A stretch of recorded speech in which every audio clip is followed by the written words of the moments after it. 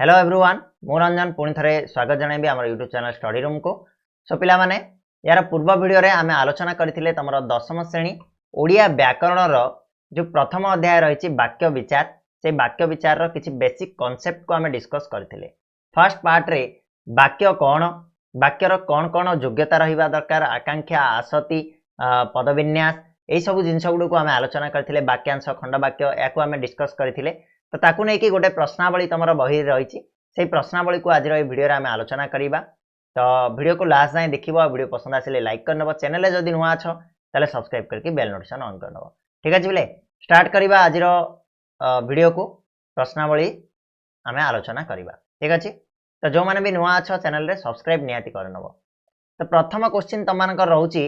जे वाक्य क्या कह जाए उदाहरण सब बुझा। देख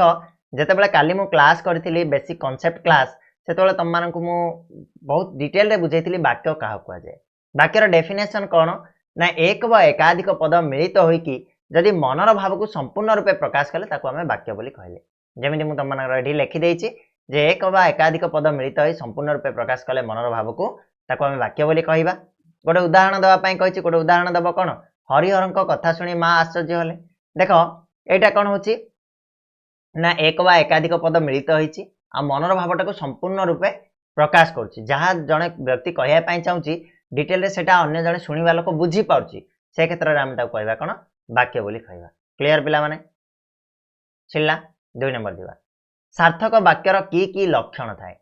वाक्यर लक्षण गुड़ाक आम पढ़ी जे गोटे सार्थक वाक्य निहाती भाव योग्यता रहिबा दरकार तार आकांक्षा रहिबा दरकार एवं आसति मध्य रहिबा दरकार ताहाले जाइके आम ताकू शुद्ध बा सार्थक वाक्य बोली कहवा। ठीक अच्छे बा गोटे शुद्ध वाक्य बोली कहवा केतेबेले कहवा जेतेबेले वाक्यर योग्यता थिबो आकांक्षा थिबो आसति थिबो। अर्थात गोटे वाक्यटे मु कहबी तार योग्यता जेमिति बालकटी उड़ू अछि बालकटा केबे उड़ी पड़िबो कि योग्यता नाही तो सेठी आमे शुद्ध वाक्य बोली कहि परिबानी। आकांक्षा कहले किछि जिनिस पय अपेक्षा करथिबो मु भात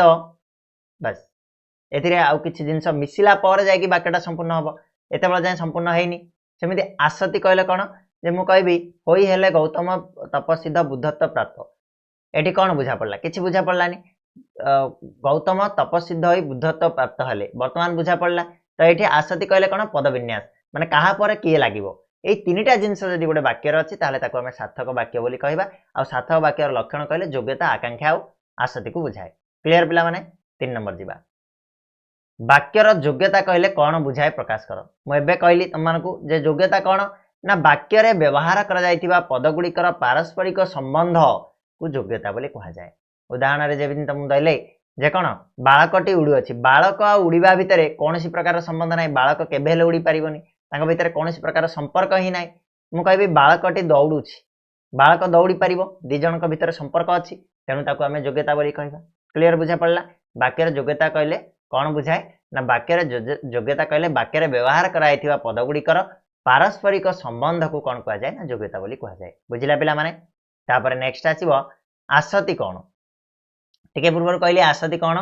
ना आसतिर उदाहरण कौन आसति कौन उदाहरण सब बुझाबो गला ना वाक्य रे थिबा पदयोजन बा सौंदर्य होची आसति। जेमिति कहली वाक्य रे केउ पद परे किए बसिबो ताको हमें आसति बोली कह जाए बा ताको पदविन्यास मध्ये कह जाए। उदाहरण जेमिति देबी क्रिकेट दाम एवं खेलुछंती राम एठी हमको संपूर्ण रूपे बुझा पड़छि कि बोले बुझा पड़नी कहीं ना आसति ना एटा एपट सेपट होकर रही सेटा को मुझे करेक्टली लिखी कौन हम ना राम एवं दाम क्रिकेट खेलुछंती। एबे कह एबे वाक्यर अर्थ संपूर्ण रूपे प्रकाश पाइला ना नहीं संपूर्ण रूपे बुझा पड़ा वाक्यटा तेणु यहीटा को आम कहवा कौन आसति वाक्यर पदयोजन को ही आसति बोली कह जाए। बुझा पड़ा नेक्स्ट बहुत बढ़िया भाव पढ़ी तुम मानक बेसिक कॉन्सेप्ट रे सेटा को जब देखी देथिबो एटा आराम से तुम करदबो एथिरे बुझिबा किछि आवश्यकता नहीं। क्लियर 5 नंबर आकांक्षा कहले कौन बुझ आकांक्षा कहले पिले वाक्य थिबा गोटे पद जदि अन्य पदगुड़िकर अर्थबोधकता पाई अपेक्षा कले ताको आमे आकांक्षा कहबा। जेमिति मु कहली जे मु भात बस रही जीवी एठू किछि जिनिस मिसिले जाइकरी वाक्यटा संपूर्ण हबो सेई जो मिसिबो जिनिसटा ताको जो अपेक्षा करिकि रहिला निजर अर्थ प्रकाश करिया पाई सेटा को ही आकांक्षा कहबा। देखो उदाहरण तमे देई पारि उदाहरण मु देली मु भात कोन खाउछि मिसिला पर जाइकि वाक्यटा संपूर्ण हबो से जो खाउछि मिसिबो सेई पद को अपेक्षा करिकि रहिला सेई अपेक्षा को ही आकांक्षा बोली कहा जाए। बुझिला बिले नेक्स्ट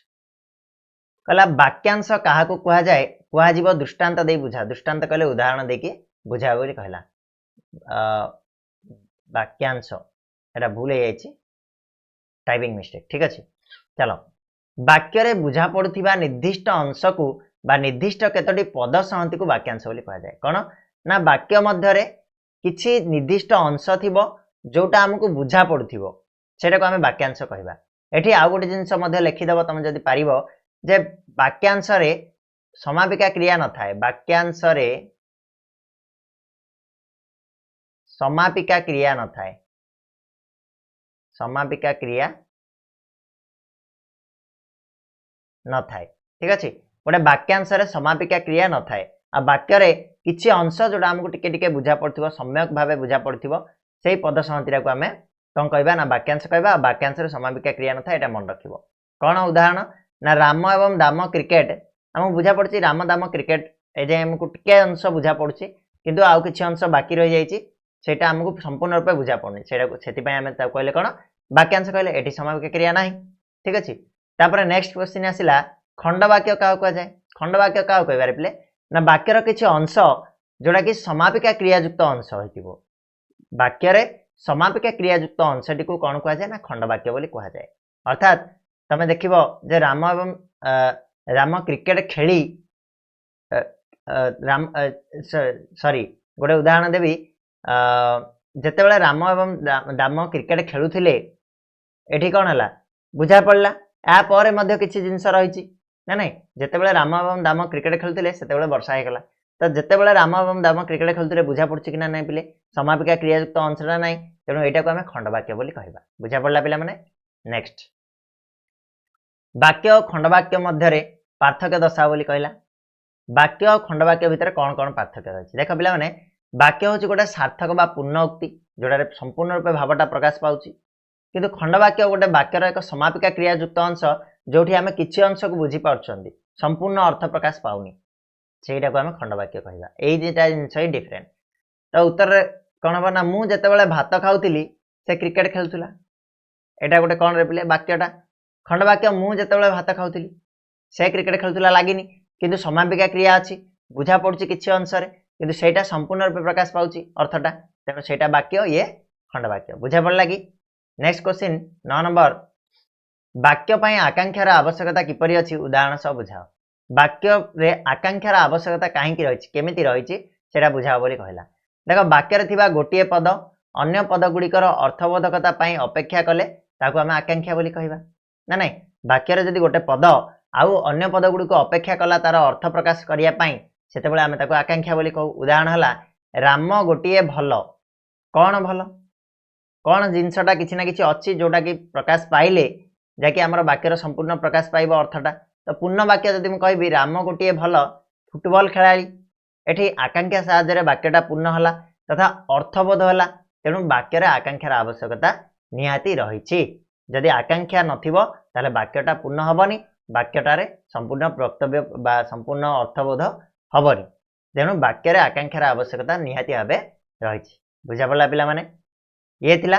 तमरो जो अनुशीलनी प्रथम अनुशीलनटा थिला सेटा को हम डिस्कस कले आशा करछि जहाँ भी मु तुम मानको पढ़ेली वर्तमान जिनसटा तुम माने क्लियर हेतिबो बुझा पड़थिबो